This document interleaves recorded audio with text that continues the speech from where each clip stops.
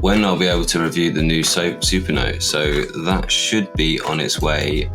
Well, they haven't given me a firm date yet, but they are starting to ship them very soon. Apparently it's almost ready. Have you seen the teaser pictures for the A6X2? It's looking really good. I made a little post and shared a couple of them on my channel just the other day, and yeah, let's actually share them just now. Let's go ahead and show them on screen, because this is one thing I was going to talk about, the Supernote A6X2. How cool is this going to be? So here they come. Just share my window. Okay, so this is the first little teaser they showed to us. It's the Nomad. That's what they're kind of like the code name for the device, if you like. What they're calling it the Nomad. Wherever the Nomad wanders, freedom finds it home. So it's just, this kind of outline. You can kind of see there's something going on here. It's either the power button or the clips or something like that for the back of it. And they're getting the idea. This is going to be the small one. This is going to be the portable one. When they first shipped the A6X, they said, we hope this becomes your notebook for travel. This is the type of thing that you're going to want to carry around with you wherever you are in the world and do your writing. I don't think they're going to leave the for those who write kind of tagline, but this is for those who write on the road. And then they shared this one, which was sustainability, and this is really important to this next generation, the A6X2, because they're a bit ahead of the curve in terms of replaceable batteries, which the EU are insisting on. In all tech's got to have a user replaceable battery by, I think, 2027, but they're going to be ahead of that curve. And you can see a few things here from this picture. You can see that this is the battery, I think, on this side, which will be the replaceable part. All of the system on chip will be underneath there, which I don't think you'll be able to get access to that, although you could probably replace it if any of it did go wrong.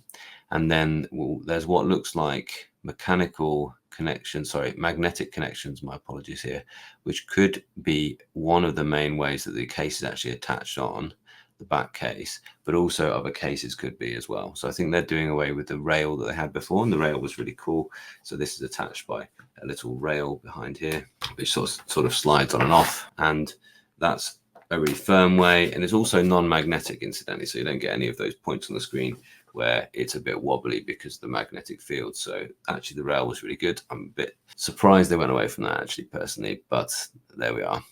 And then you can also see the bits where it's kind of clipping on. And somebody's pointed out that actually this back here, this could be a set of pogo pins just there. So nobody's sure about that just yet. You never know. And this looks like almost like a space for a connector here, maybe for an SD card down here or something. So that would be interesting if it does. And it's a really nice, really nicely put together design. You're not going to mind taking that thing off to do the replacements. It looks like it's been really well. It also says modularity liberates. So I'm wondering, actually, looking at this now and thinking about this now, are they actually going to have different types of backs? And one suggestion might be maybe you prefer like a leather type back, or maybe you prefer a lightweight plastic kind of durable one. Maybe you're going to be able to decide actually what comes on the back there. That could be really, really nice. Could be interesting. Really quite excited to see what that is actually like. So those are the three sort of glimpses we've had so far. Wheeler, you like the rail just like me? Yeah, absolutely. I thought that was just a clever way of attaching it to that. In fact, I forgot to talk about this third image that we've got during the live stream that this is clipped from. So here it is.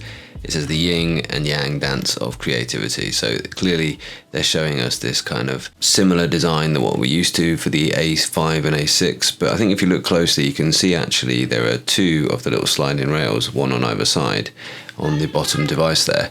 And I think maybe that's what they're meaning when it says where balance meets ambidexterity. So you can slide from either side. So you've got essentially more access, more ways of selecting things with that little sliding bar. And I certainly think they can use those bars creatively in their software. So fascinating stuff. I'm not sure why the bottom one's got a sort of black outline. I don't think that's there. I think that's in the image rather than in the actual thing, but who knows, we'll see. And then obviously you've got that very Supernote focus on flow and a kind of zen experience of the device. So fascinating image, really. Can't wait to see what it's like in reality. And these are some other thoughts on why you should be really quite excited about this new expansion to the Supernote range.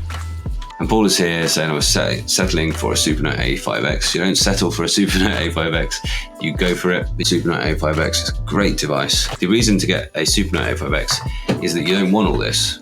You don't want a device that can do that. What you want is you want a device which you can write on, and which is just going to be a place for your own personal thoughts. It's going to be the place where you just enjoy writing those introspective things, writing your own personal notes. You'll get used to using things like the 2-finger swipes to avoid accidental page turns. And this is a place where you're personal, reflective. And I just think it looks so nice.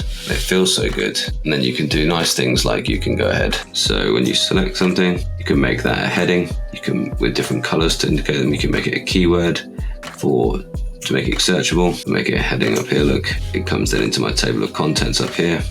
And I can skip about using this to wherever I want to go. It's brilliant. Yeah.